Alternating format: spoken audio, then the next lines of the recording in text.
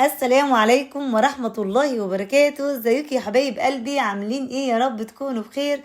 والنهاردة يا حبايبي هنعمل مع بعض احلى واجمل طاجن لسان عصفور بالكبدة والقوانص. بجد والله يا جماعة طعمه خطير. يلا مع بعض نشوف المقادير. معايا كبدة ومعايا قوانص مقطعة صغير ومعايا بصل متقطع صغير ومعانا عصير طماطم 3 فصوص توم مفرومين وملح و7 بهارات وكمون وفلفل اسمر.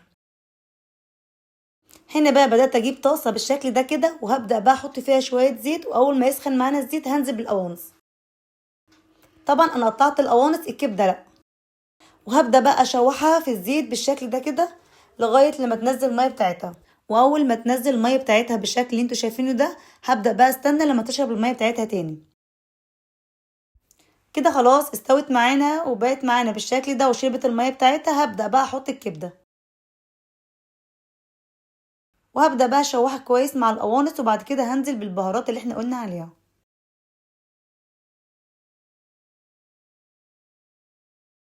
وهبدأ بقى اقلبه كله بالشكل ده كده، وبعد كده احط الفصين التوم المفرومين والبصله اللي احنا مقطعينها. بس هنا انا ما صورتش وانا بحط البصل.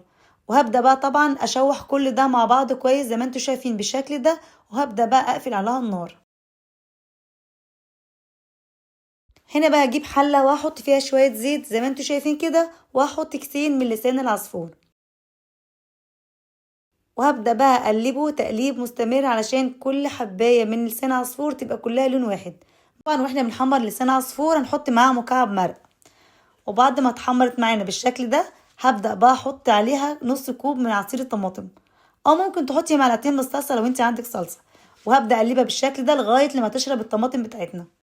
كده خلاص جهزت معانا. هبدأ بقى اجيب صينيه بايركس او طاجن زي ما انت حابه، وهنبدأ بقى نفضي لسان عصفور وهنفرده كويس بالشكل ده كده. وهبدأ بقى احط عليه الكبده والقوانص بتاعتنا. وطبعا برضو هتفردها كويس. وهنا بقى تكوني عندك شوربه فراخ هتبدأ بقى تسقي بيها لسان عصفور علشان طبعا تستوي تكمل طبعا سواها في الفرن. بس طبعا ما تحطوش شوربه كتير، يا دوبك بس بتغطيها بالشكل ده كده. هنبدا بقى نغطيها بورق الومنيوم وهنبدا بقى ندخلها الفرن. هتبدا تحطيها في الفرن على درجه حراره 200. اول ما تبدا تستوي معاكي نروح بقى عينين الورق الومنيوم ونولع عليها الشوايه من فوق تاخد يا دوبك لون بس بسيط.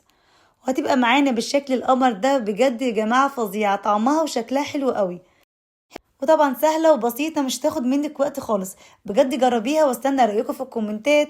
وده كان الفيديو بتاعنا النهاردة. بجد يا رب يعجبكم. ما تنسيش تعملي لايك وشير ومتابعة للقناة عشان يوصل لك كل فيديوهاتي. واشوفكم على خير الفيديو الجاي. والسلام عليكم ورحمة الله وبركاته.